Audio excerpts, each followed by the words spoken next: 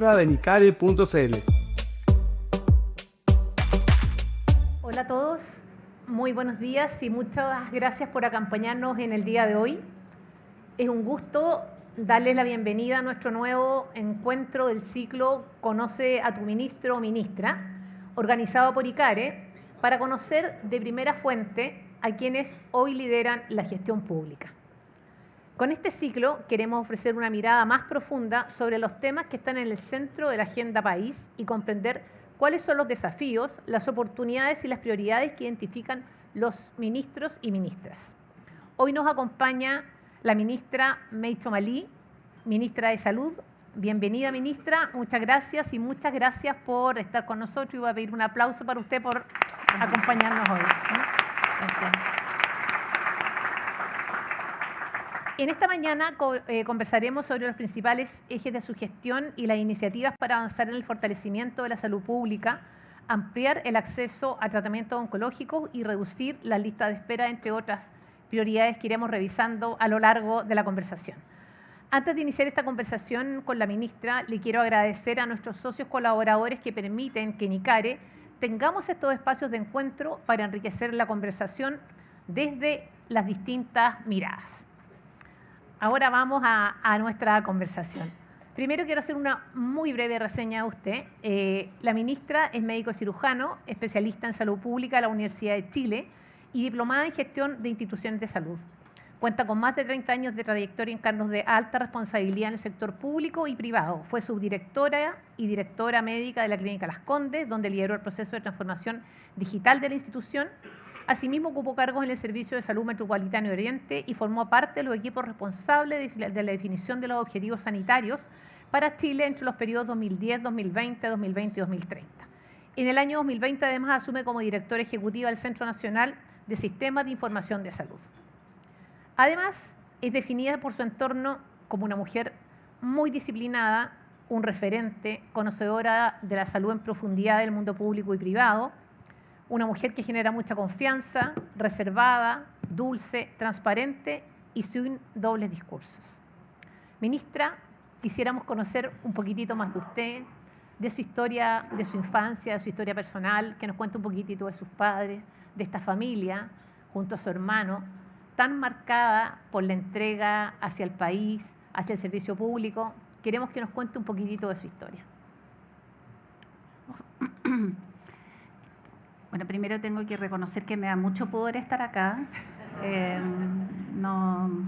Los que me conocen saben que no me gusta estar en la primera fila, siempre me he sentado de la tercera hacia atrás, así que estar acá en primera fila la verdad que me genera un poquitito de pudor. Pero asumí este desafío con mucha responsabilidad, así que me siento aquí y dejo el pudor donde corresponde. Sí, efectivamente, soy la tercera, la hermana del medio de 5 hermanos, un papá primer profesional de su familia y una mamá dueña de casa, pero siempre haciendo cosas de todo tipo, digamos, y muy preocupadas de nosotros y de que mi papá pudiera trabajar tranquilo, como decía él, así que ella trataba de controlar a estos 5 hijos.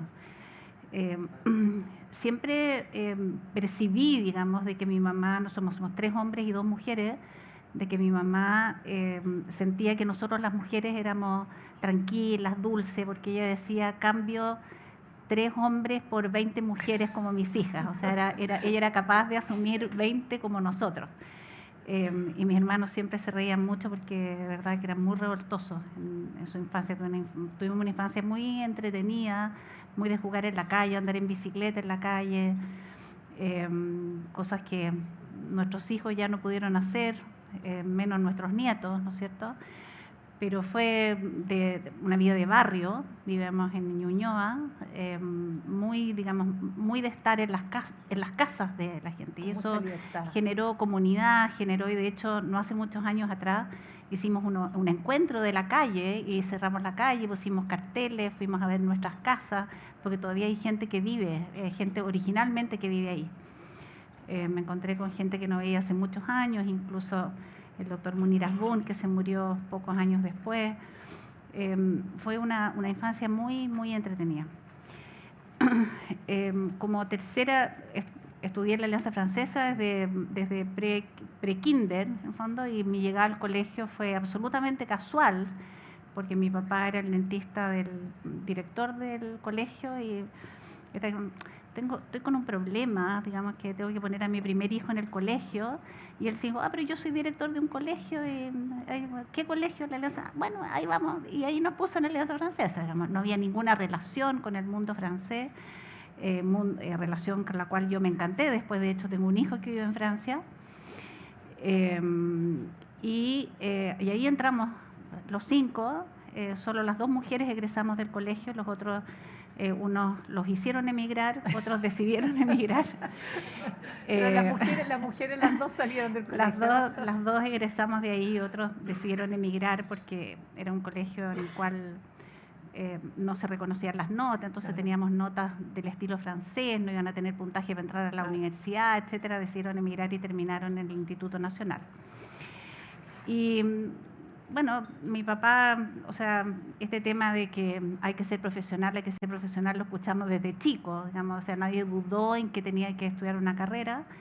Y bueno, yo, mi primera opción era odontología, pero bueno, quedé en medicina porque en esa época uno postulaba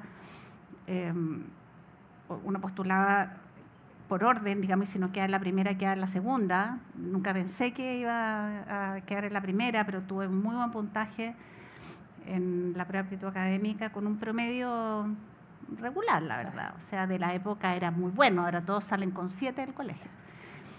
Pero yo tenía un 5.8, bueno, no voy a quedar, pensaba yo, y bueno, tuve muy buen puntaje y quedé en la primera opción, que era medicina, pero siempre con la mirada de la salud pública, siempre, porque mi papá, digamos, tenía muy buenos amigos que hacían salud pública en el área odontológica, y a mí me fascinaba esto de, digamos, de poder influir más que en una persona.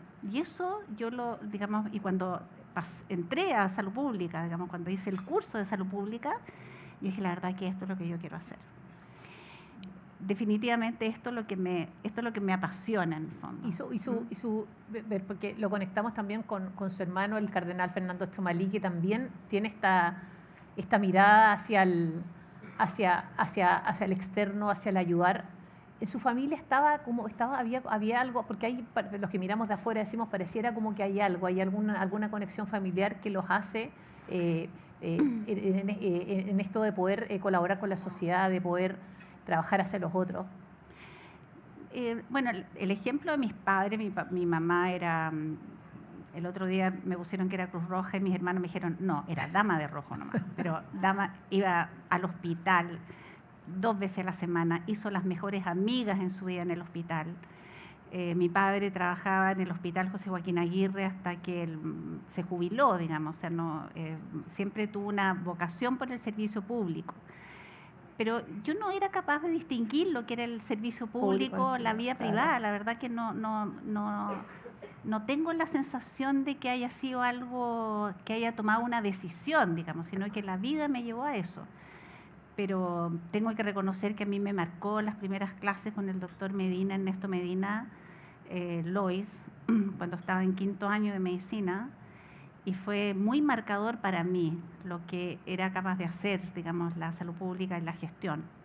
Y se me hizo muy patente, después ya, digamos, recibida, etcétera, y estaba trabajando en la Dirección de Servicios de Salud Metropolitana Oriente, plena epidemia de sarampión, Chile, digamos, los niños estaban muriendo de sarampión, campaña de sarampión.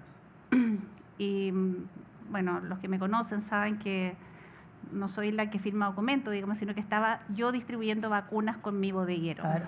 Estábamos distribuyendo vacunas, armando los paquetes para mandar a los consultorios, a las clínicas, a quien fuera que fuera a vacunar. Y por fuera de la bodega pasa un neurólogo amigo mío, y yo distribuía vacunas y me decía, entró a la bodega el doctor Eugenio Tenam, no me voy a olvidar nunca, y me dijo, me acabo de dar cuenta de la diferencia entre tú y yo.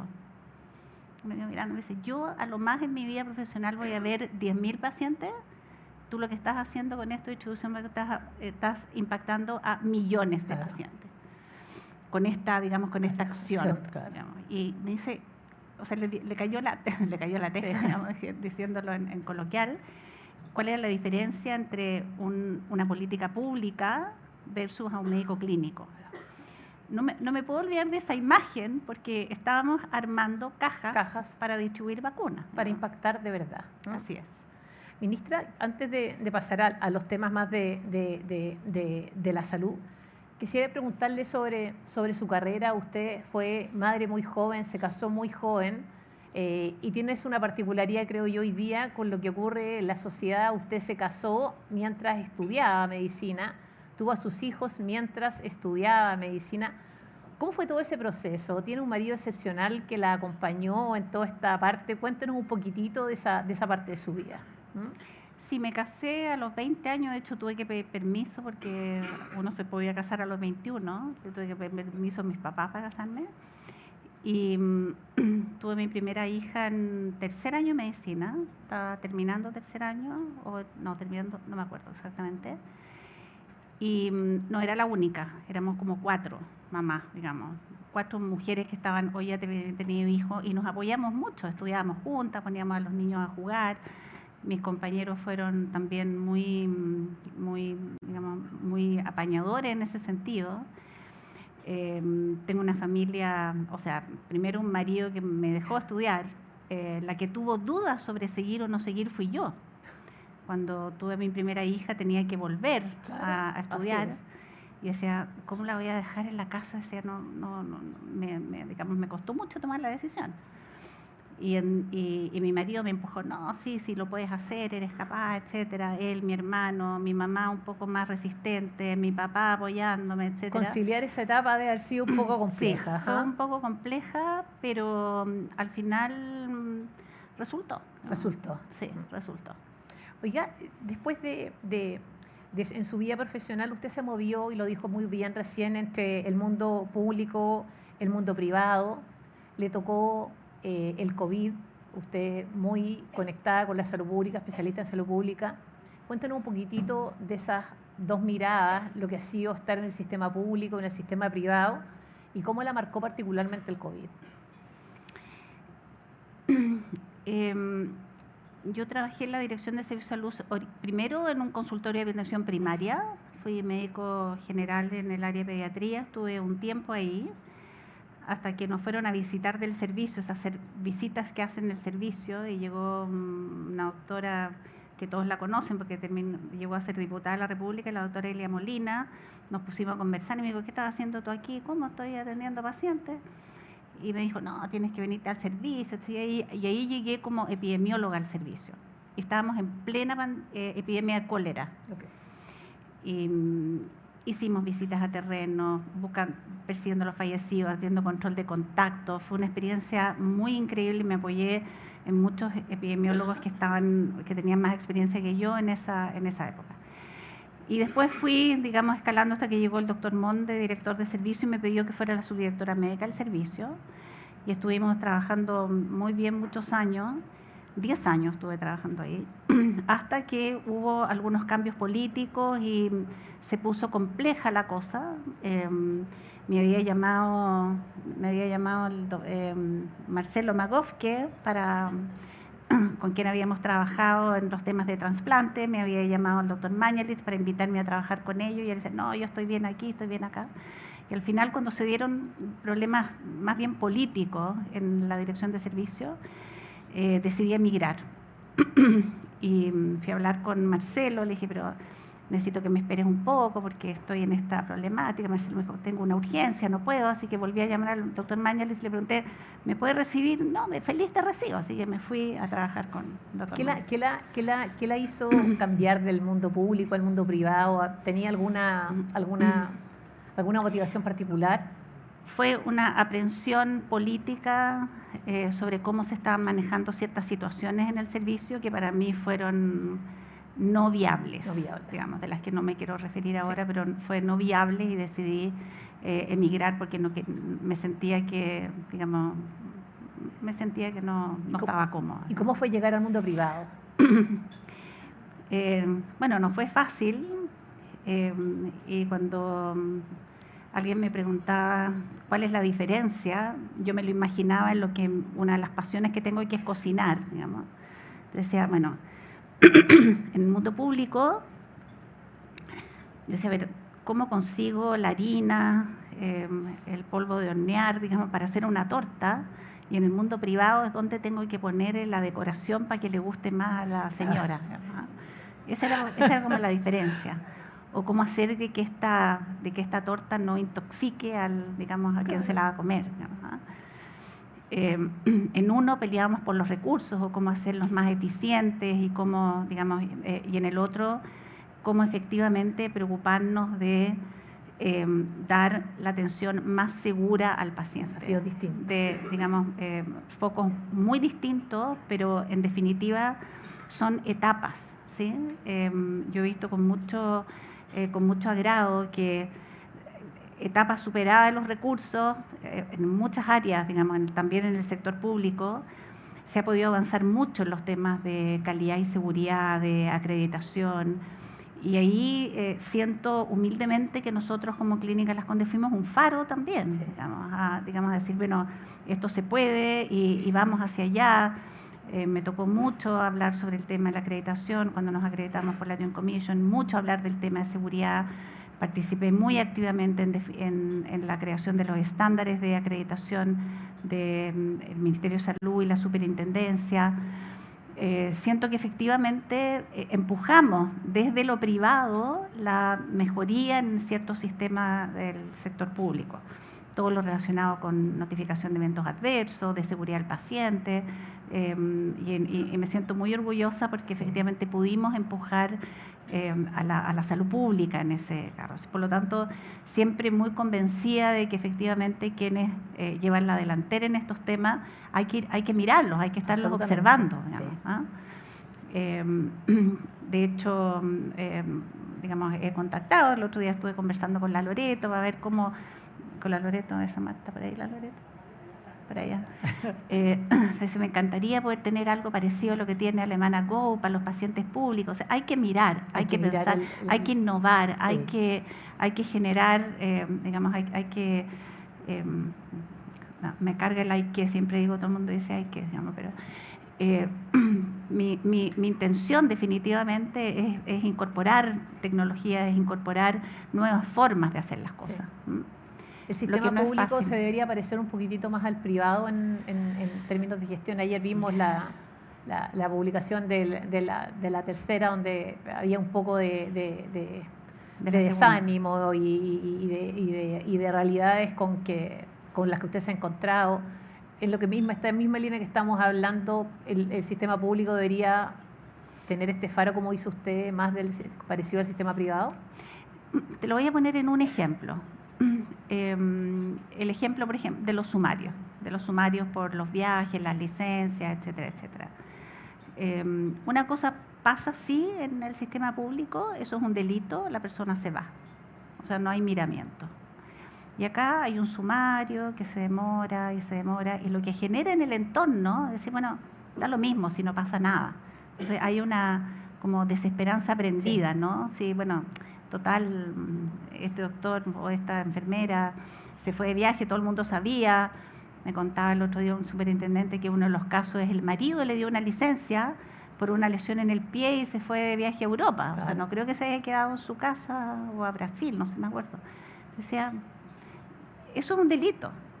O sea, usar recursos públicos o recursos del sistema de salud, del sistema de salud para salir de vacaciones es un delito. Pero hay un acostumbramiento, como usted dice. Entonces, claro, pero si todo el mundo lo hace, hay tirar licencia, y yo creo que ahí tenemos mucho que aprender del mundo privado. Mire, antes de pasarnos a los temas de salud propiamente tal, quería preguntarle cómo usted llega a ser ministra. ¿Cómo se produce esa invitación? Leímos en alguna entrevista que usted estaba con un plan distinto, estaba ya con las maletas y la mudanza lista para irse al sur. Además, usted es una persona sin domicilio político conocido, pero es reconocida por sus pares como una persona muy transversal. También usted declaró que votó por el no, participó en la Comisión de Verdad y Memoria el año 2023 en el Colegio Médico, Cuéntenos, con todo este pequeño resumen que yo hago, cómo se produce esta invitación y usted toma la decisión de ser ministra.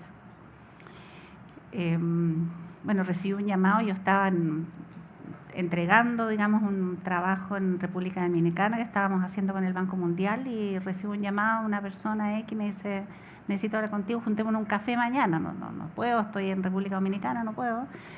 Y no, pero es urgente. Bueno, al final hablamos por teléfono el lunes en la tarde, yo tenía que dirigir varias mesas, etcétera.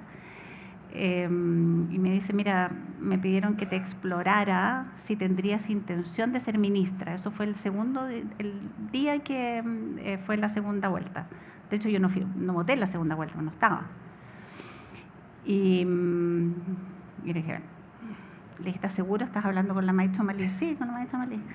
Le dije, no. O sea, nunca había visto, digamos que, dije, no.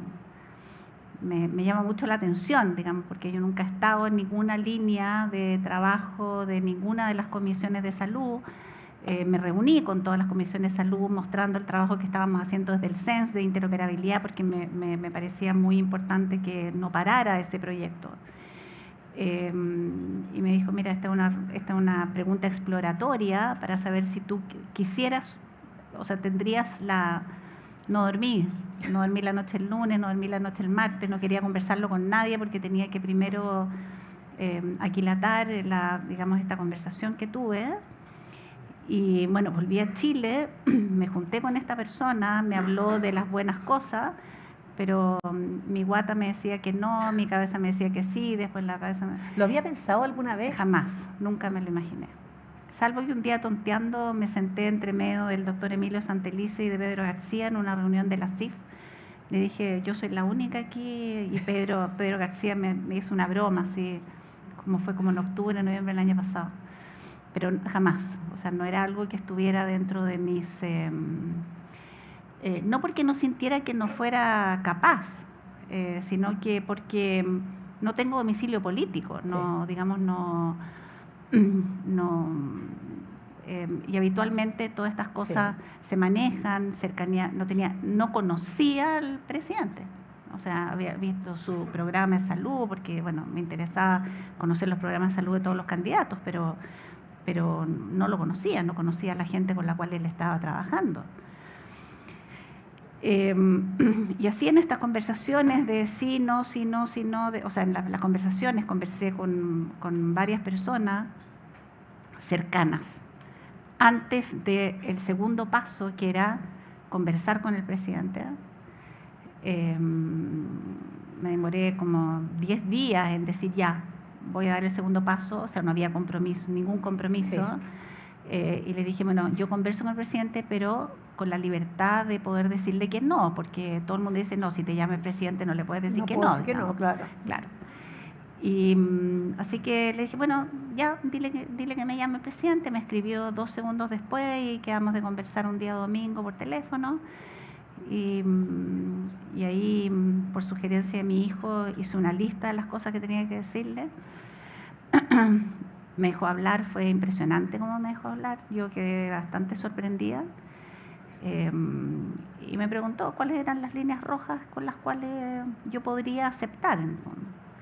Y ahí hablamos de las líneas rojas largamente y me dijo, mire, yo creo que ninguna de esas podría ser problema, pero conversémoslo en persona.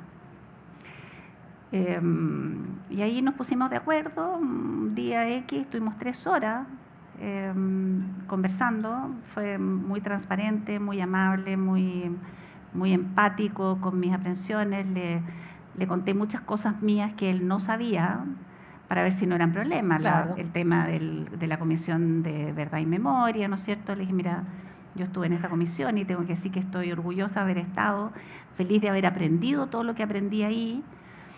Lo vi como una fuente de aprendizaje muy importante en la vida de cualquier ser humano.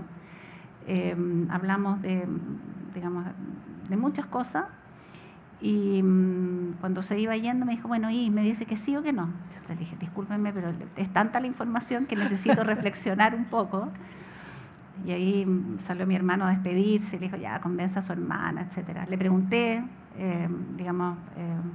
por algunas personas en particular, con las cuales se me habría hecho muy difícil trabajar específicamente, bueno, no, mejor no, por temas que me tocó vivir en Clínica Las Condes, complejo, y al final volví a conversar con parte del equipo, incluso hablé con la doctora Jimena Aguilera, Sí. la llamé por teléfono, le dije, mira Jimena, me está pasando esto, ¿qué piensas tú? Etcétera. Me dijo que le parecía que podría ser una muy buena cosa para la salud pública chilena, me dijo, para eso estamos preparadas nosotros los salubristas, etcétera, etcétera, me dio todo el ánimo del mundo y al final decidí aceptar. ¿Qué finalmente la convenció, qué la sedujo? Porque todas estas aprehensiones del no domicilio político, usted mismo nos dijo recién, de alguna forma le provocaban ciertas aprehensiones. ¿Cuál fue la invitación que finalmente la hizo tomar la decisión, teniendo todos estos otros warnings presentes en su cabeza? O sea, tenía gente que me decía si estaba loca, digamos, gente que por ningún motivo, y otras, pero por supuesto, es muy bueno para el país que tú seas la ministra. Y al final dije, creo que es una oportunidad, digamos, de poner a disposición todo lo que he aprendido en la vida para este país, con la libertad de que así como entré me puedo ir, digamos, si es que considero de que algunas de las políticas se pasan esas líneas rojas que conversamos. El presidente hizo algunos compromisos conmigo, el otro día de hecho a propósito de digamos, en un comité político dijo, eso no, porque yo hice un compromiso con la doctora Chomalí que no va a ocurrir, por lo tanto se acordaba perfectamente bien del compromiso, del acuerdo que había. Por lo tanto, o sea, hasta ahora me he sentido tranquila en ese sentido y ahí tomé la decisión, a pesar de que tomé la decisión también porque hablé con muchas personas a las cuales estimo mucho, que digamos que me dieron todo su apoyo. Me hice asesorar para, digamos, para tener jefe de gabinete, director de comunicaciones, asesor legislativo, gente que son tremendamente importantes en todo el manejo político, y creo que muy tranquila cuando Alejandra me dijo que sí se iría conmigo, la doctora Pizarro, y cuando Julio también me dijo que se iría conmigo. Así que siento que armamos un muy buen equipo de confianza que al final tomé la decisión de que iba a asumir. Qué bueno por el país que lo aceptó, ministra. Estamos todos muy, muy contentos de que haya aceptado. Quería preguntarle, usted habló también sobre el tema de los equipos, y cuando la escuchamos, pareciera ser que todos los temas de gestión y el compromiso en usted están por sobre las preocupaciones que pueda tener por los temas políticos. Eso como que la escucho y la veo como en la cosa de la gestión, y me conecto un poco con lo que nos contó lo de las vacunas hace un ratito, que pareciera ser que cuando la gestión y los equipos funcionan, las cosas pueden salir adelante. También hemos leído sobre su admiración y conexión con la ministra Aguilera. ¿Usted va a mantener a varias personas del equipo de la ministra? ¿Es importante para usted la continuidad como política pública de los equipos en salud? Mira, yo creo que hay que recalcar algo, que todos los jefes de división y departamento presentaron su renuncia, salvo una persona a la cual yo le pedí la renuncia cuando llegamos. Lo que fue bastante fácil, digamos, porque no había, digamos, personas en los cargos más relevantes. Nosotros pudimos nombrar a todos los jefes de división. Y otra cosa importante que me dijo el presidente, por lo cual también me generó, digamos, confianza, es que usted elige a su subsecretario, usted elige a sus asesores, usted elige a nosotros no vamos a nombrar a nadie. Lo que también era inédito. Habitualmente, digamos, los subsecretarios son nombrados, y a nosotros nos dejaron todos los cargos de jefes de departamento y de divisiones libres. Por lo tanto, tuvimos la tranquilidad de nombrar a los jefes de división y jefes de departamento de acuerdo a, digamos, a las conexiones y digamos, a todo lo relacionado con la confianza. La subsecretaria de Salud Pública hizo sus nominaciones, el subsecretario Rey hizo sus nominaciones muy libremente. Es efectivo que, bueno, han habido algunas críticas de la continuidad, etcétera, pero yo creo que siempre nos hemos quejado toda la vida de que salud no es gobierno, no es política pública, y eso es lo que genera que no sea que no sea política pública, digamos, porque efectivamente estamos como que todo de nuevo. Esto no quiere decir de que uno no pueda pesquisar aquellas cosas y enmendar ciertas situaciones que estaban ocurriendo. Sí. Ministra, hoy día, a su juicio, ¿cuál es el rol principal del Ministerio de Salud? ¿Cuáles son sus prioridades? ¿Hay que gestionar la crisis? ¿Hay que transformarla estructuralmente? Leímos, como lo comentábamos hace un ratito, los temas de ineficiencia, los problemas de gestión. ¿Cuál es el rol principal hoy día del Ministerio? Bueno, el Ministerio tiene un rol que es muy importante, que es el rol rector, ¿no? Y creo que hemos perdido un poquitito ese rol de la sensación que tengo que hemos perdido esa cosa, digamos, más épica, ¿no? del sector. Lo tenemos cuando hay crisis, lo vimos en la pandemia, ¿no es cierto?, en una campaña de sarampión, pero el día a día es lo que le hace la vida a las personas. Tener que levantarse a las 5 de la mañana para ir a buscar sus medicamentos, eso es lo que hace la vida de las personas.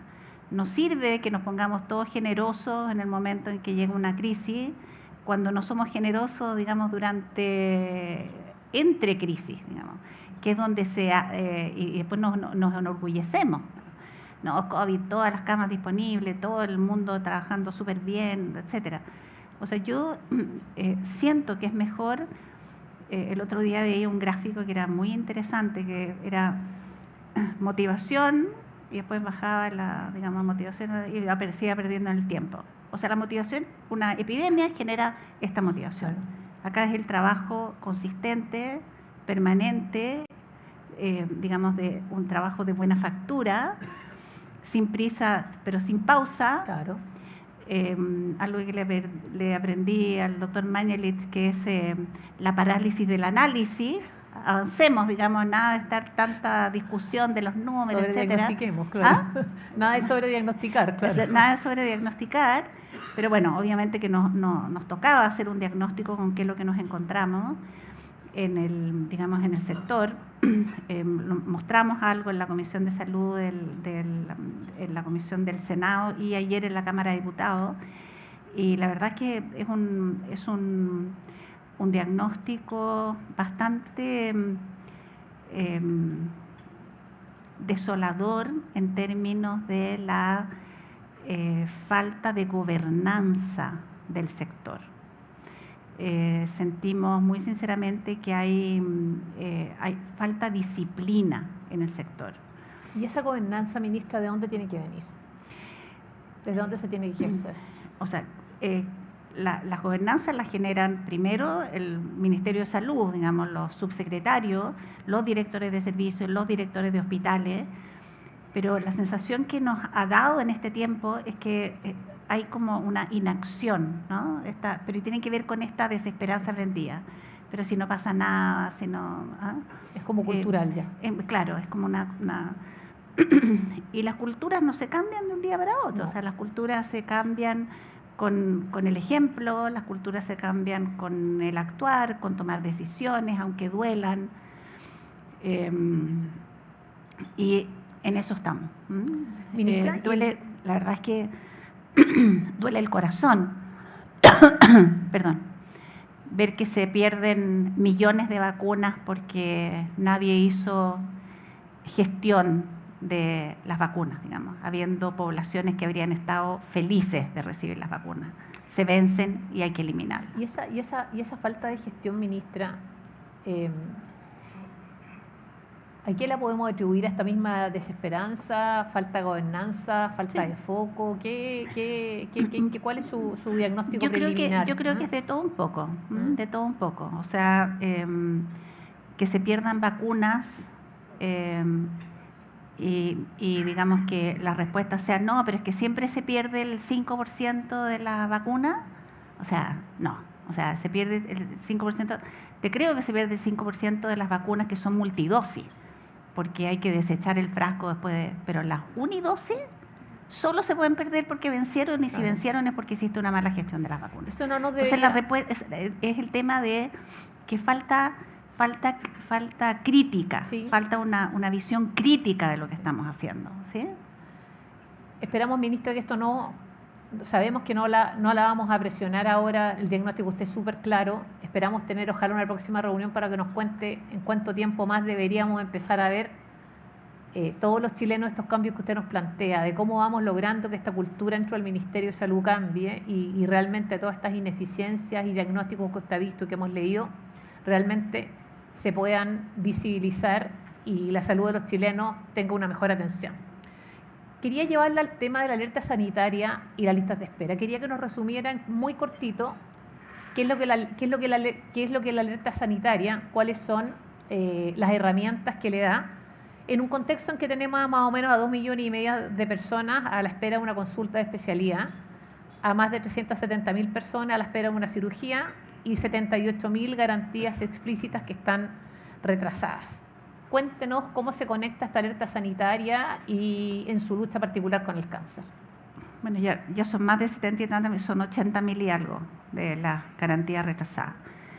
O sea, uno se pregunta, ¿por qué hay una garantía retrasada? O sea, no debería existir, digamos. ¿Y por qué se retrasan las garantías cuando su nombre lo dice, están garantizadas? O sea, cuando se atrasa la garantía, el paciente tiene el derecho a ir a un prestador privado, que se llama segundo prestador, ¿sí? Desgraciadamente, hasta hoy, digamos, el sistema para que ese paciente pueda optar a ese segundo prestador es tremendamente engorroso. Primero, el paciente tiene que saber que tiene el derecho. 99% no sabe que tiene el derecho. Yo lo dije en una entrevista hace un par de años atrás en la radio Bio Bio y como se llama, el entrevistador me decía, no le puedo creer y la gente que estaba escuchando me decía, pero... Es un derecho. Es un derecho, sí. Pero la gente no lo sabe, si no, no habría 80.000 personas con garantía retrasada. Tiene que reclamar en FONASA. FONASA puede no contestar, de ahí tiene que ir a reclamar a la superintendencia. En la superintendencia van corriendo los tiempos. Las superintendencias se pueden demorar con la cantidad de reclamos que tienen en deberes y derechos y otra serie, digamos, de reclamos. Las mediaciones, etcétera, etcétera, se pueden demorar años en resolver. Y cuando resuelve le dice FONASA, ya, en 2 días más le tiene que dar el bono para que vaya a un segundo prestador. Y ahí recién el paciente puede ejercer ese derecho. O sea, me cuesta calificar, digamos, de que efectivamente no se hayan ejecutado estas segundos prestadores. No lo sé, digamos, no quiero sí calificar, digamos, pero no deberían haber 80.000, o sea, por ley. Claro. ¿Qué es lo que cómo lo vamos a resolver nosotros? Todo el mundo dice, no, es que necesitan un proyecto de ley para la activación automática del segundo prestador, por ejemplo. No necesitamos un proyecto de ley, pero activación automática significa sistemas, porque los pacientes no van a aprender en el corto plazo, pero sí yo puedo por sistema, digamos sistemas de información, estoy hablando, detectar que un caso se va a vencer, digamos, informar al hospital, mira, se va a vencer, si no se cumple, etcétera, y si se vence, activar automáticamente el segundo prestador con información al paciente y que el paciente decida si toma el segundo prestador o prefiere seguir esperando porque es su hospital. Hay gente que no quiere ir y hay que respetarle ese derecho, digamos, pero él va a tener la posibilidad de elegir. Actualmente no está teniendo esa posibilidad. Oiga, y con la alerta sanitaria, cuéntanos un poquitito cuáles son las herramientas que usted tiene para poder resolver de corto plazo esta urgencia. Hemos leído que es básicamente oncológica, es el foco que usted le está colocando. ¿Cómo se va a agilizar? ¿Cómo entra también el sistema privado? Hablamos hace un ratito del COVID, y el COVID fue un sueño, fue un momento en que el sistema público y el sistema privado fueron uno, y lo que pasó fue que tuvimos muy pocas muertes, tuvimos un comportamiento como país espectacular para poder enfrentar esa pandemia. Y muchos de nosotros creo que pensamos en algún minuto cuando leíamos sobre las listas de espera por qué soluciones como de ese tipo nunca pudimos verlas. Cuéntanos un poquitito qué es lo que va a hacer con la alerta sanitaria y este plan de los 90 días y qué es lo que pretende lograr. Bueno, lo que decretar una alerta sanitaria, que fue lo que se generó en COVID y se genera para muchas otras cosas. Hay una alerta sanitaria en el sur en este minuto por los incendios, da mucho mayor flexibilidad en el manejo de los recursos y permite además hacer contratos y tratos directos con mayor flexibilidad de lo que existe ahora, porque si no, todo tiene que pasar por licitación, etcétera. Mientras esperamos que la Contraloría tome razón, hemos estado preparando el sistema para ello. Esto significa que en este momento tenemos, no me acuerdo exactamente, son 24 o 28 segundos prestadores ya licitados, digamos, que vence la licitación del 2027, por lo tanto estamos... Y además 9 centros oncológicos, además con los cuales hemos conversado y son invitados y están, entre comillas, acreditados para recibir pacientes. Eso no lo podemos hacer sin alerta sanitaria, pero ya están conversados, se han revisado temas de precios, se han concordado precios, etcétera. Personas que no estuvieron en la licitación o quedaron fuera de la licitación por temas de precios. La posibilidad de derivar pacientes a estos 9 centros no lo podemos hacer con los sistemas actuales, pero sí con una alerta sanitaria. Y estamos preparando el sistema, es decir, estamos preparando primero todo este, trato con estos, segundos prestadores, los que están licitados y los que no están licitados, que van a venir a reforzar las instituciones oncológicas. Segundo, preparando resoluciones integrales, es decir, habitualmente un segundo prestador es para una prestación, ¿ya? Segundo prestador para la biopsia de mama, por ejemplo, ¿ya? Entonces se hace la biopsia y vuelve con el resultado con la biopsia, ¿ya? ¿Y ahora qué hago con el resultado de la biopsia? Lo que estamos haciendo es que se están conviniendo paquetes integrales. Biopsia, si sale negativa, perfecto, tú me devuelves al paciente, feliz, no tiene cáncer, pero si sale positiva, tú te tienes que hacer cargo del tratamiento completo, la cirugía, la quimioterapia, etcétera. Cosa que los segundos prestadores son por parcelas, por porciones, digamos. Pero un cambio de mirada del paciente. Exactamente, o sea, estamos poniendo el foco en el paciente y no en la prestación o en el prestador, ¿sí? Hay algunos que obviamente que no tienen todo y la radioterapia tendrá que ir a hacérselo a otro lugar, pero lo importante es que aquellas cosas que pueden ser en continuidad se hagan en continuidad. Esa flexibilidad de pagar de esa forma también lo da una alerta sanitaria. Y estamos revisando así como en este periodo, digamos, de estos primer mes, han salido pacientes porque han recibido su prestación, han entrado nuevos pacientes y estamos en ese detalle fino, porque está en la etapa, se retrasó la etapa de diagnóstica, pero la etapa de diagnóstica puede ser una biopsia, o le falta el escáner, o porque son muchas prestaciones y no necesariamente son todas las que están pendientes. Estamos en ese detalle fino para ir y comprar fino. ¿Y por qué eso? Porque habitualmente cuando se manejan listas de espera, le piden al hospital o a la clínica X, por favor, resuélvame estas 100 cirugías, y le mandan una nómina de pacientes y empiezan a contactar a los pacientes. Ah, no, es que yo ya me operé, es que, ¿sabe que tengo pabellón para la próxima semana? Los 100 son 20. Oiga, yo vivo en Arica, ¿quién me va a pagar el pasaje para venir a Santiago? Todas esas cosas, la gente del área privada lo sabe, lograban contactar al 30%, y ellos se habían preparado para 100. Y eso también es ineficiente. Entonces estamos en el manejo del detalle fino, limpiando o al revés, digamos. El FONASA los llamaba a los pacientes para asignarles un segundo prestador en las oncológicas, y dice, oiga, pero yo me operé ayer, y en el sistema todavía no se veía reflejado de que el paciente se había operado. Ministra, 2 preguntas. ¿Cuándo estos pacientes que están hoy día con patologías oncológicas deberían empezar a ser contactadas, a ser resueltas? Leímos del plan de los 90 días. ¿Cuál es la meta que a los 90 días todas estas personas tengan ya atenciones? Y lo segundo es, ¿cuánto se imagina usted de todos estos casos que se quieren abordar en estos 90 días para ser capaz de absorber el sistema público, o definitivamente esto va a tener que ser un proceso de segundos prestadores con colaboración público-privada?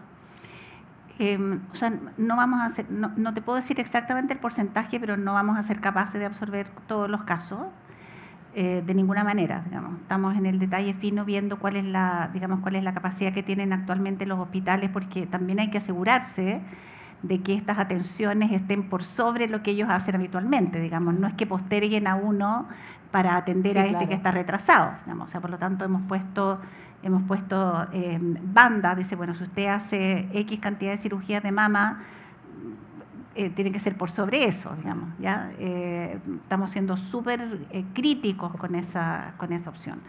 ¿Cuál es el objetivo que nosotros tenemos? Es que a los 90 días, que ya nos queda menos, todos los pacientes hayan iniciado o tengan agendada su cirugía, su biopsia, su etcétera. Que estén encaminados en que su proceso. están ya incorporados en el sistema. Y vuelvo a insistir, en estos 90 días van a entrar pacientes retrasados que los vamos a absorber así como han salido pacientes retrasados. Pero la intención, porque todo el mundo me dice, sí, pero es que esos son los pacientes que están atrasados acumulados, ¿qué va a pasar con los que vienen después? Nos estamos preparando en el sistema para tener la activación automática del segundo prestador, desde el punto de vista sistémico. Okay. Y preparando. ¿Y por qué eso? Porque conversando con los privados, es mucho mejor para un privado conocer cuál va a ser su flujo, sí, en vez que reciba digamos una cantidad X de personas que tenga que, sino que, mira, el flujo te va a llegar de esta forma, porque se va a hacer la activación automática. Esperamos poder tener activación automática no más allá de fin de año, y eso significa tener los sistemas preparados, ya digamos estamos preparando los sistemas, más segundos prestadores preparados, incorporados a los sistemas para poder hacer esta activación automática. Ministra, ¿esta alerta sanitaria es una medida transitoria? ¿Cuánto tiempo dura? ¿O se va a transformar en algo como un poquito estructural para poder resolver los temas de las listas de espera y las urgencias que tenemos hoy día?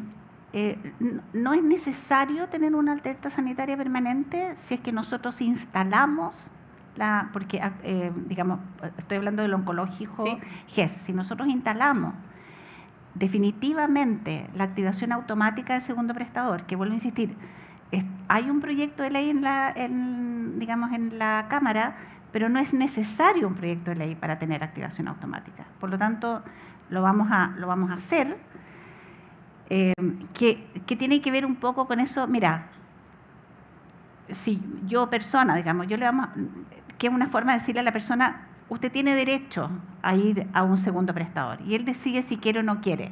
Esos dos primeros días que tiene el FONASA, en el fondo, para decirle, vaya a tal lugar.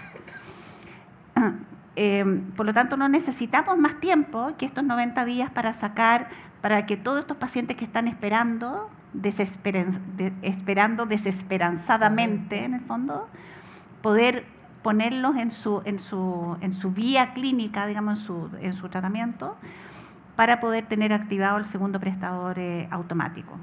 Ministra, una pregunta, porque aquí nos estamos focalizando en las patologías oncológicas y en aquellas personas que tienen un riesgo de vida, por así decirlo, ¿cierto? Pero ¿qué pasa con el resto? Yo sé que probablemente no lo va a poder contestar ahora, pero ¿cómo se imagina el abordaje de 2,5 millones de personas que esperan consultas de especialidades donde no tenemos especialistas? ¿Cómo se imagina usted haciéndose cargo de todas estas necesidades y requerimientos en un sistema aparte, que hoy día el 80-85% de los chilenos está en FONASA? Tuvimos una migración importante de gente del sistema de ISAPRE, un sistema que se colapsa por demanda, por infraestructura y por presupuesto? Digamos, el manejo de los tiempos de espera, yo voy a tratar de cambiar el concepto de lista de espera por tiempos de espera, porque yo puedo tener un millón de personas en espera, pero si ese millón de personas está esperando menos de 20 días, 30 días para una consulta dermatológica, da un poco lo mismo, no en el fondo. Problema. Pero si está esperando 30 días para saber si tiene o no un cáncer, me importa mucho. Por lo tanto, es importante diferenciar las esperas. Esto es algo que hemos conversado mucho en esta consejo que estuvimos participando con varios de los que están acá, consejo de tiempos de espera, que no se puede pensar no es lo mismo esperar para un tratamiento de ortodoncia que para un tratamiento de conductos, por ejemplo, ¿sí? Pensando en odontología.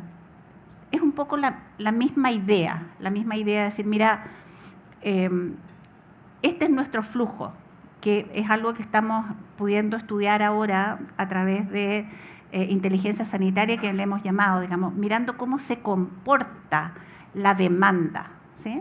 Cómo se comporta la demanda y cómo se comporta la oferta, cosa que hasta hoy, digamos, ha sido súper difícil de entender, pero ahora ya existen, digamos, metodologías de ciencia de datos, etcétera, y ya estamos mirando las mismas gráficas, cómo se están comportando el ingreso a la lista con la salida de la lista. Eso nos va a tener, por diagnóstico, por especialidad, etcétera, eso nos va a dar una mejor visión de cuáles son nuestras necesidades.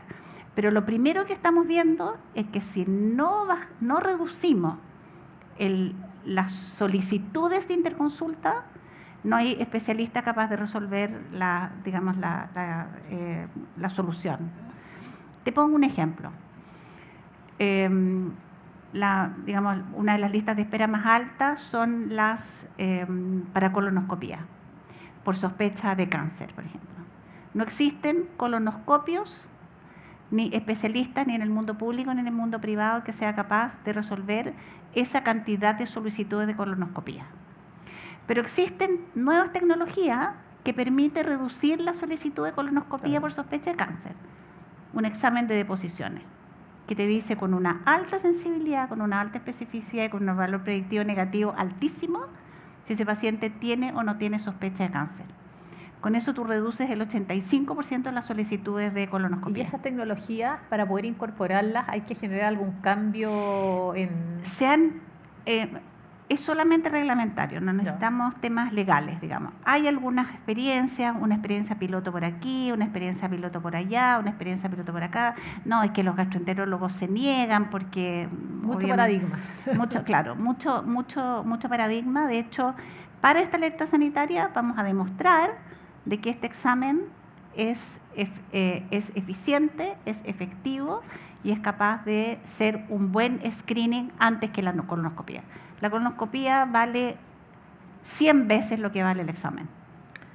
Y así sucesivamente. Te puedo dar muchos ejemplos. No, la escucho súper clara y con muchas herramientas también que yo creo que a todos nos da mucha seguridad como la escuchamos. Quisiera hacerle algunas preguntas sobre otros temas también que son de importancia. La ley Ricardo Soto y las enfermedades de alto costo.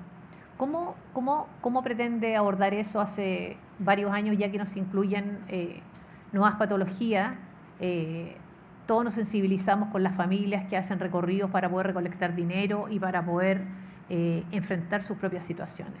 ¿Cómo lo ve usted? Es un problema muy complejo. Hay familias, o sea, tenemos solicitudes de reuniones de familias que están en estas situaciones muy difíciles. Ya se han dado algunos pasos que tienen que ver con estas nuevas técnicas, digamos, de tratamientos con riesgo compartido, pero un concepto un poquitito más amplio de lo que uno entiende, digamos, sino que es descuentos o compras por volumen, cosas que no se pueden hacer habitualmente en el sector público, pero que la Contraloría ha aceptado como compra. Si yo compro 6, tú me das 10, en fondo, cosas por el estilo. Y estamos haciendo evaluaciones sanitarias de otros medicamentos. Ya hay 3 medicamentos que están en esta modalidad. Hay una presión muy importante y es muy comprensible desde el punto de vista de las personas, pero hay que mirarlo con una lógica sanitaria.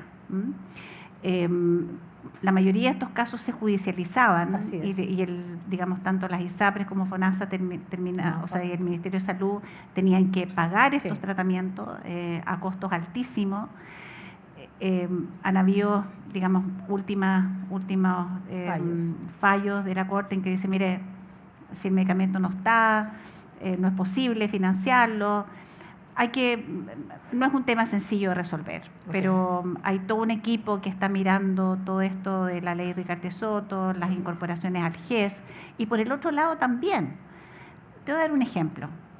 En una patología, los medicamentos incorporados en el GES cuestan 100. de evaluaciones que hemos hecho en este momento, hay una alternativa y que cuesta 60. Mejor en términos de eficacia, en términos de usabilidad, en términos de cómo lo perciben los pacientes. Bueno, hay que esperar 2 años para hacer el cambio. Estamos viendo cómo podemos agilizar esos procesos para ir incorporando estas nuevas tecnologías que son más baratas y que son mucho mejor recibidas por las comunidades específicas. Y esto es un tratamiento que es todos los días versus una inyección cada, no me acuerdo cuántas semanas, Alejandra, no me acuerdo si era una vez al mes o cada 2 semanas, una inyección cada 2 semanas, en vez de estar tomando pastillas todos los días. Okay. Y nos ahorramos un 40% del costo del tratamiento. Entonces hay que estar mirando esas tecnologías, hay que estar escuchando a la comunidad, hay que estar escuchando a la comunidad científica. Entonces, bueno, pero ¿por qué no se ha hecho el cambio? Es que no sabemos, es que falta, vuelvo a insistir, ese análisis crítico dentro de los equipos dentro del Ministerio. Ministra, en otro tema, el tema de las licencias médicas, que hace un ratito lo conversamos. Hubo una indignación nacional después del trabajo que hizo la Contraloría y todas aquellas situaciones que se nos revelaron del abuso que se producía. Se presentó en julio del año pasado un nuevo proyecto de licencias médicas en el que en teoría esto se controla mucho más. Se les coloca un deducible que desincentiva su uso, se termina la distinción entre los trabajadores privados que tienen una carencia de 3 días en las licencias menores a 11 días, con los trabajadores públicos que se les pagan desde el día 1, las licencias hoy día son de duración indefinida y se define un nuevo rol entre el CONPIN y FONASA. ¿Cuál es su opinión con respecto a este proyecto, si debe avanzar o no debe avanzar y qué cosas comparte y qué cosas no? Nosotros pedimos que se apurara, que se pusiera urgencia al trámite de este proyecto. Ayer hubo discusión del proyecto.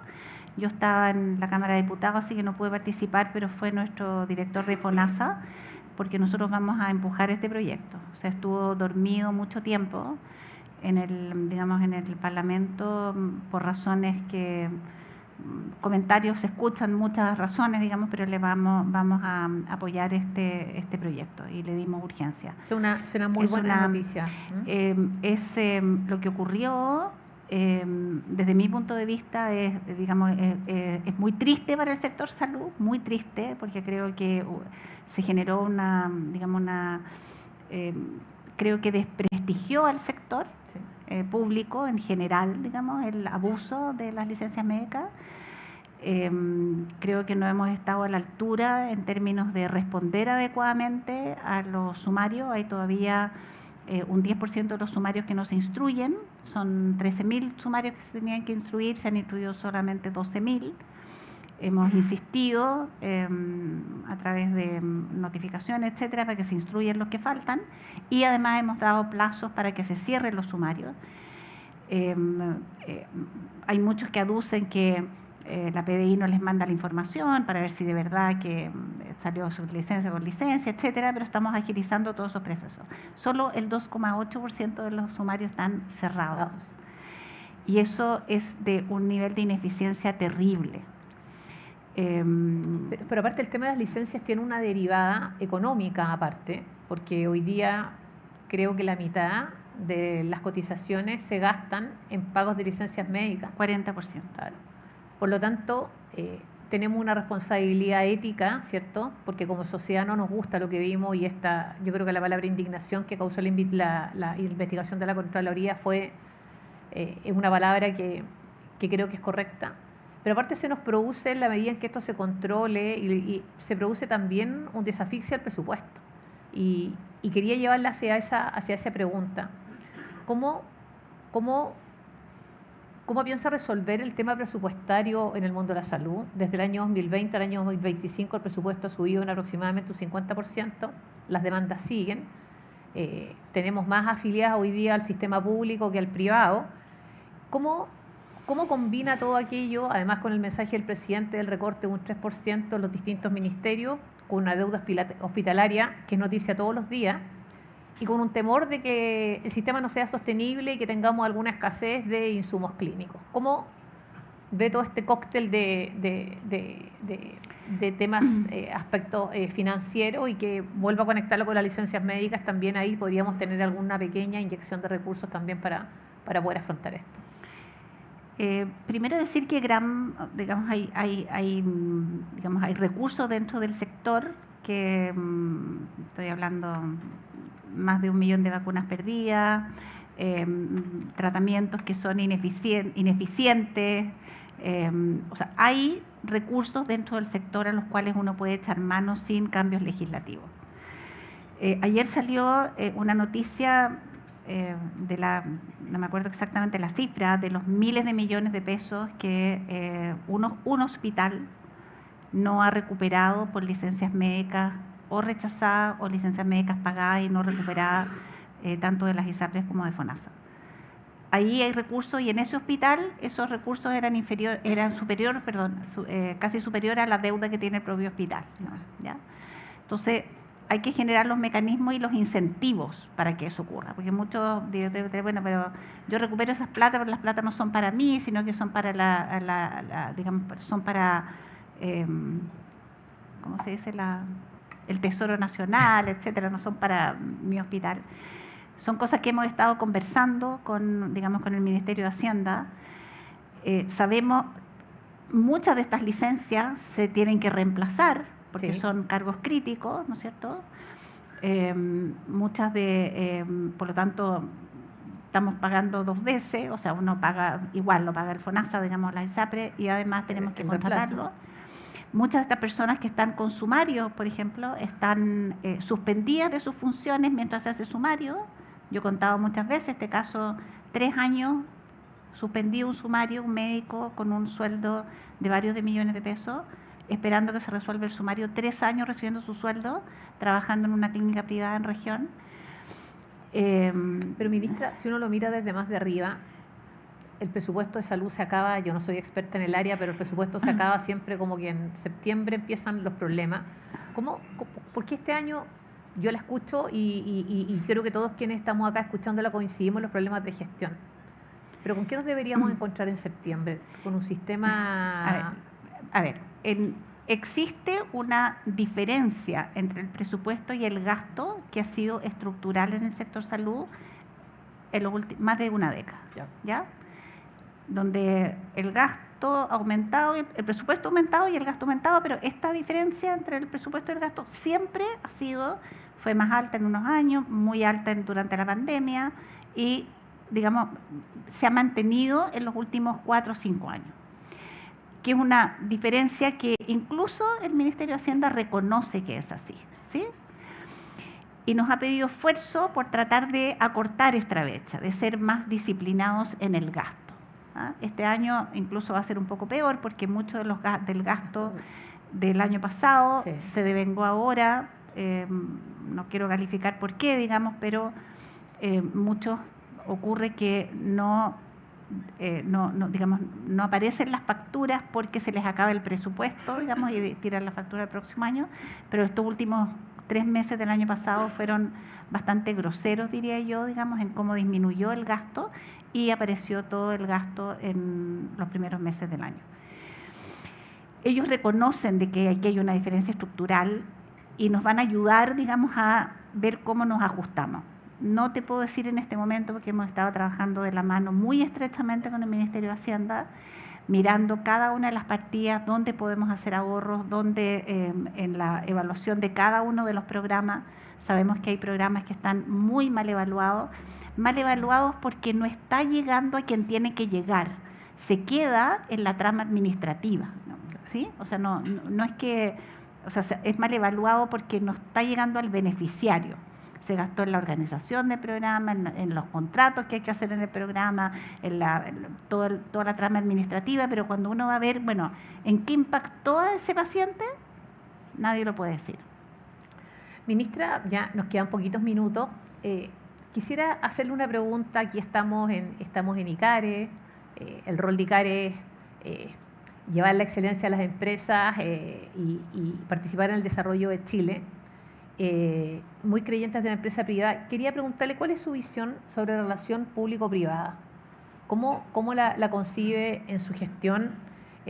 ¿Vamos a seguir con un modelo más integrado o seguirá predominando la fragmentación del sistema? ¿Cuál es su sello, cuál es su mirada con respecto a esta colaboración? Creo absolutamente en la complementariedad público-privada. Para mí era un placer sentir de que estando trabajando en Clínica Las Condes formábamos parte de la red de resolución de trasplantes hepáticos, por ejemplo, en acuerdos muy convenidos a un precio que era lo mismo que le pagaban al Hospital Luis Calvo Maquena, nos pagaban a nosotros o a la Universidad Católica, y digamos, se asignaban los cupos de trasplantes hepáticos en estas 3 instituciones, hasta que ciertas instituciones fueron capaces, creo completamente, absolutamente en la complementariedad público-privada, en la complementariedad, no en los vasos comunicantes, ¿sí? Quiero ser súper clara en eso, no es desvestir a uno para vestir a otro, digamos, y hay que ser súper cauto en ese modelo. Cuando uno piensa en un modelo de flujo de pacientes, porque se sobrepasan las capacidades, yo la complementariedad la miro así, ¿sí? O sea, yo tengo capacidad hasta producir hasta X cantidad, el exceso, no en esta cosa, ayúdame a resolver mi lista de espera. Claro. ¿Me explico? Sí. Que yo creo que es mucho mejor para el mundo privado también, digamos, saber que van a resolver, o sea, que durante el año les van a llegar X cantidad de pacientes, en forma continua, claro, y no tener que esperar que esto exactamente explote, ¿no? que explote, ¿no? ¿Sí? Y eso es un poco cómo estamos tratando de organizar, que digamos que es la acumulación de casos versus digamos la transferencia de casos, o si ustedes se van a hacer cargo de este exceso que yo no puedo resolver. Pero entendamos bien primero cuáles son esas necesidades. Ministra, nos quedan muy pocos minutos. Quería darle unos minutos para que un mensaje hacia todos quienes están acá, quienes nos están escuchando de forma telemática, por streaming. Darle un par de minutos para que nos dé su mensaje. Algunas palabras finales antes de hacer el discurso de cierre. ¡Ay, qué difícil! Bueno, esto es un tremendo desafío. Quiero decir de que estoy poniendo mi cabeza, mi experiencia, mi corazón, mi alma, mis manos, todos para que nos resulte. Hemos armado un equipo en el cual estoy muy confiada. Hemos visto, digamos, su comportamiento en estas últimas 3 semanas tremendamente comprometido en el nivel global. O sea, en el nivel Ministerio de Salud. Estamos esperando poder tener a las mejores personas en las direcciones de servicio a través de la alta dirección pública. Tenemos un problema enorme ahí, más de la mitad de los directores de servicio en este minuto son subrogantes. El 99% de los subdirectores médicos en los hospitales son subrogantes. Eso hace de que las personas no asuman el rol. Creo mucho en la gestión clínica, en ese médico, director o subdirector que está paseándose por los pasillos, moviendo el pabellón, moviendo no solamente en los médicos, sino que también en esa enfermera clínica, y eso es lo que vamos a potenciar. Nos falta gestión clínica en nuestros hospitales. Muchas gracias, ministra. A nombre de ICARE, nuestros agradecimientos especiales para usted. Le agradezco sinceramente porque nos haya acompañado esta mañana y por compartir su visión sobre los principales desafíos, oportunidades del sistema de salud y las prioridades de su gestión. La salud es un ámbito donde convergen expectativas ciudadanas, gestión pública y capacidades del sistema en su conjunto. Avanzar en soluciones sostenibles no solo requiere buenas políticas públicas, sino que también diálogo, coordinación y una mirada de largo plazo. Agradezco también a ICARE por generar estos espacios de encuentro y muy especialmente a sus socios colaboradores cuyo compromiso hace posible que organicemos espacios de conversación como este, que contribuyen a una mejor comprensión de los temas que impactan en la calidad de vida de las personas y en el desarrollo del país. Y por supuesto a todos ustedes por su participación tanto de manera presencial como a través de nuestras plataformas digitales. Por último, los quiero invitar al próximo capítulo de nuestro ciclo que realizaremos el próximo martes 14 de abril y contaremos con el ministro de Vivienda y Urbanismo, Iván Poduje. Ministra, que le vaya muy, pero muy bien. Nos ha Gracias. transmitido una pasión, una energía, una sabiduría, una claridad, un entusiasmo, que creo que todos nos vamos muy contagiados. Suerte, fuerza y que tengamos una mejor salud para todos los chilenos en nuestro país. Muchas gracias por acompañarnos. Gracias, hoy. Mónica. Gracias. Mucha pasión, ¿no?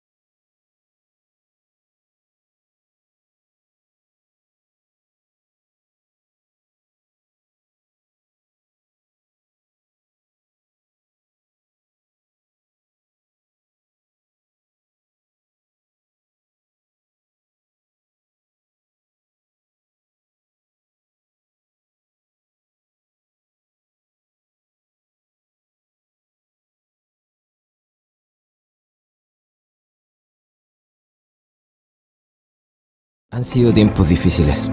La realidad a veces duele, pero el cuidado sana. En la AH queremos que las personas se sientan cuidadas.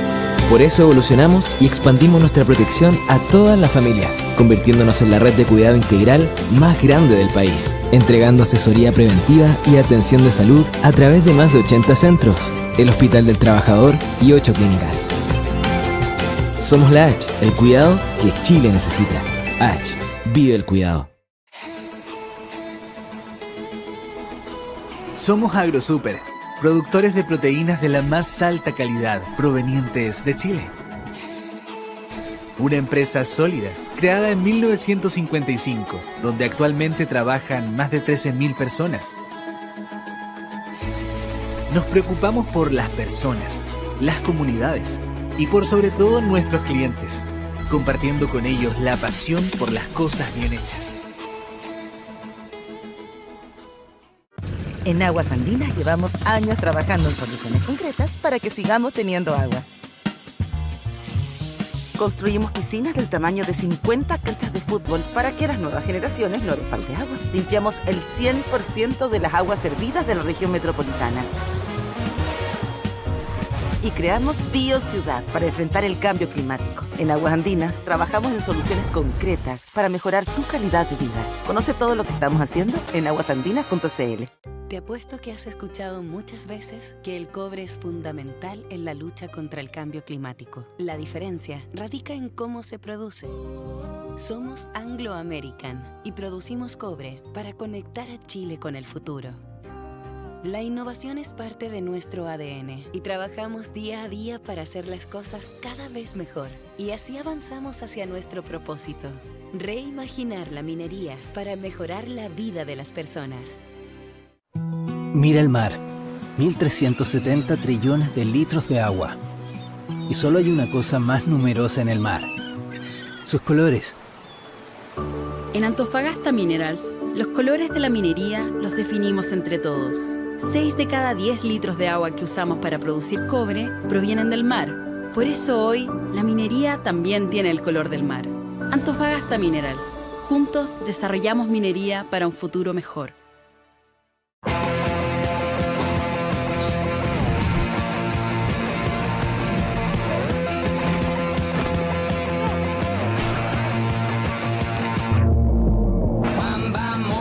J'ai sur mon lit à bouffer sa langue en buvant grand mon whisky. Quant à moi, peu dormi, vie débris, mais j'ai dû dormir dans la gouttière où j'ai eu un flash. En 4 couleurs, En Vicevida protegemos la tranquilidad de los chilenos a través de soluciones con sello humano y experiencias financieras únicas. Somos parte de Vice, un grupo financiero de sólida y amplia trayectoria. La fortaleza de un gran holding puesta al servicio de tu futuro. Nos mueve el bienestar de nuestros clientes. Promovemos equipos diversos que se desafíen constantemente. Estamos comprometidos con mejorar la calidad de vida de las personas. Fomentamos la innovación y soñamos en grande. Vicevida. Te acompañamos en cada etapa de tu vida.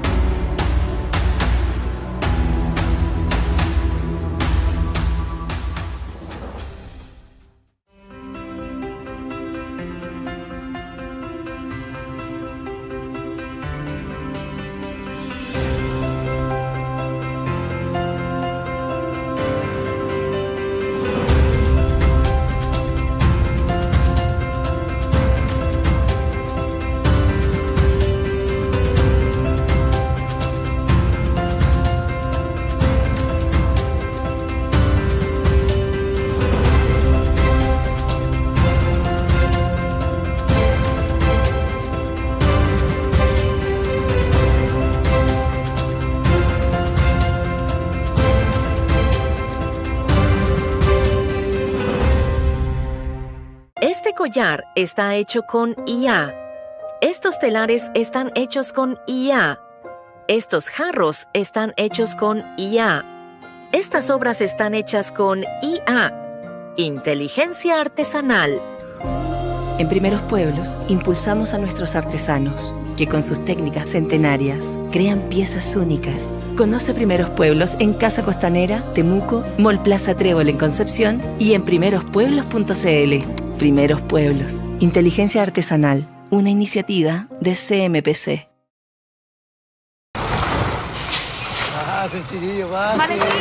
No hay nada más chileno que tratarnos como familia.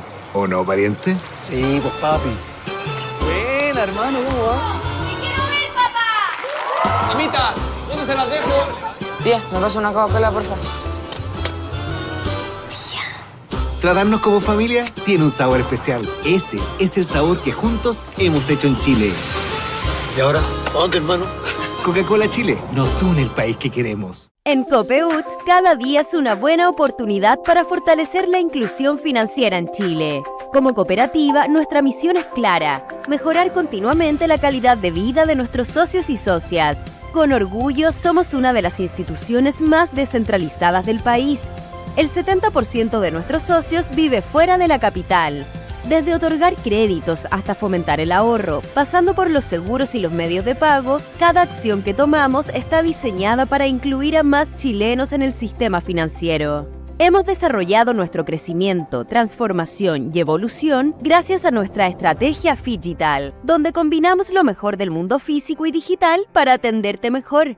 La digitalización nos ha hecho más eficientes. La mayoría de nuestros créditos se gestionan 100% online, mostrando un aumento impresionante en las transacciones digitales. Eso es innovación que marca la diferencia. Y hemos crecido también con nuestra estrategia de una neocooperativa que es Dale Copeuch, una plataforma de servicios financieros 100% digital. En nuestro modelo empresarial cooperativo, estamos comprometidos con el bienestar financiero de nuestros socios. Por eso que cada uno de ellos participa de los resultados anuales, impactando positivamente en sus vidas y en el desarrollo económico. Eso es Comunidad en Acción.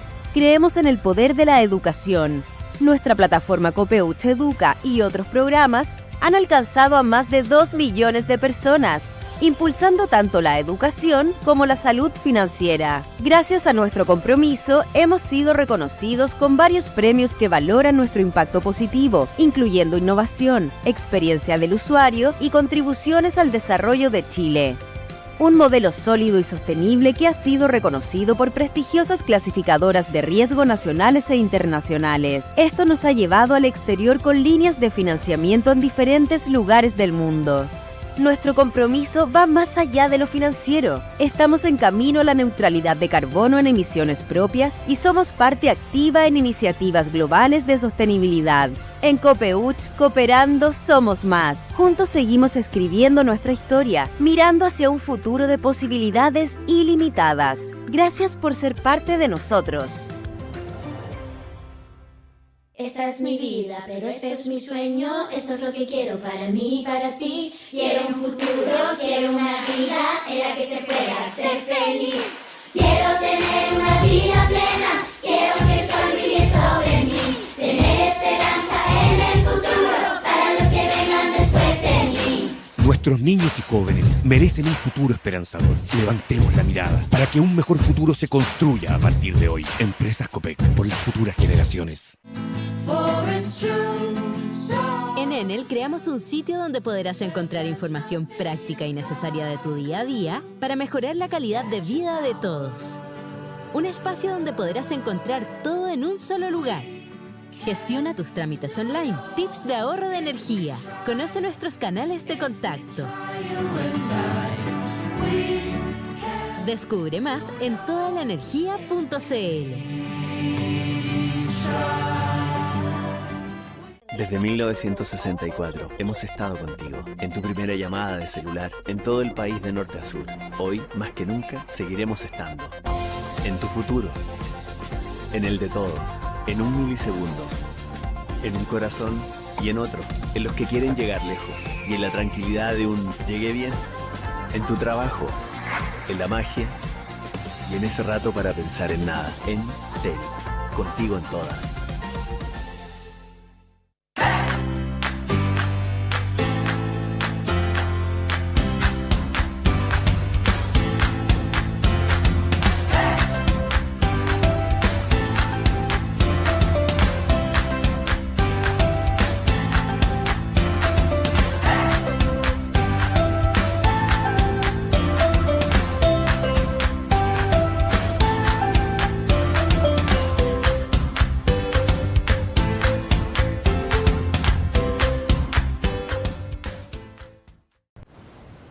Espero que los dejes respirar.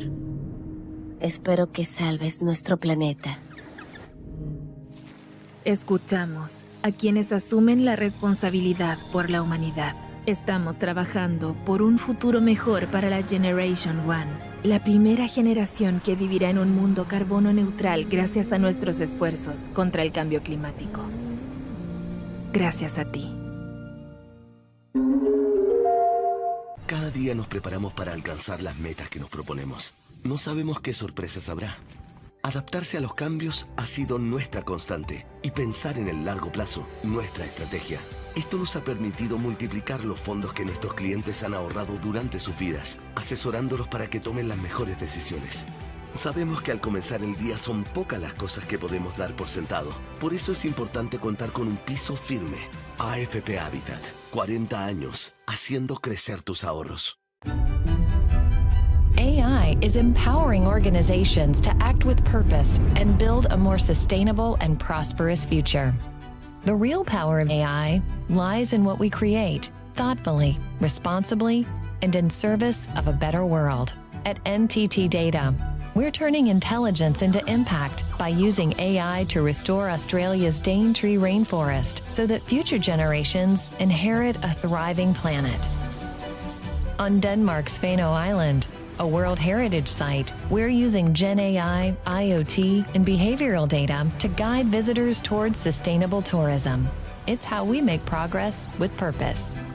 AI can also protect.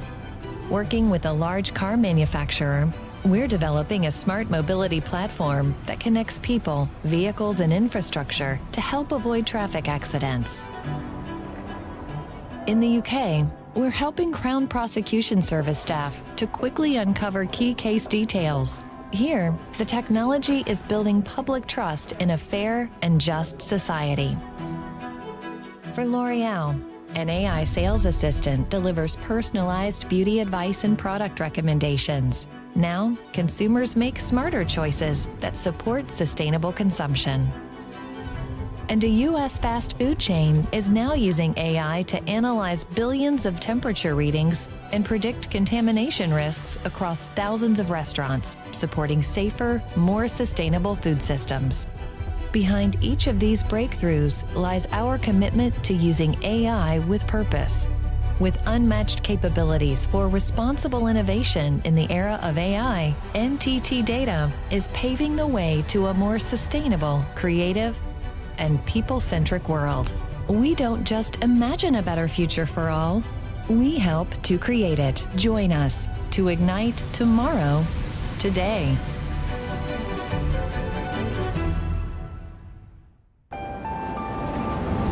Progress never stops, neither should you. At PwC, we make sure you're ready for what's next, with the expertise and technology you need to outthink and outperform. We're with you, sleeves rolled up, start to finish, so you can stay ahead, so you can protect what you've built, so you can create new value. We build for what's next, so you can get there now. PwC, so you can. Este 2025, SKC cumple 50 años. Nuestra compañía nació hace 5 décadas de la mano del grupo Sigdo Coppers para dar soluciones en diversas industrias. Esta fecha es una oportunidad para hacer un reconocimiento a nuestra propia historia y un momento único para pensar en el futuro. Este aniversario nos da la oportunidad de agradecer a todas las personas de Iquique a Puerto Montt y de Bolivia, Colombia y Perú que han hecho posible estas 5 décadas. A través de su colaboración, su compromiso, su trabajo de calidad y su cariño. Desde SKC te invitamos a seguir creciendo juntos, impulsando soluciones. Existen productos que nos han acompañado toda la vida. Como el yodo añadido en la sal, esencial para el desarrollo del bebé de Claudia. ¡Mish! Parece que son trillizos. Además, están los escáneres con medios de contraste. Otro producto que nos acompaña es el nitrato de potasio. Gracias a eso, Felipe puede disfrutar ese bebé. ¿Y esto qué es? Ah, son las sales solares que ayudan a generar energías limpias. En SQM trabajamos con el yodo, nitrato de potasio, sales solares y el litio, que nos mueve hacia la electromovilidad. Sigamos innovando juntos, aprendiendo de las comunidades vecinas para crear productos sostenibles que aportan a mejorar la calidad de vida. SQM, soluciones para el desarrollo humano.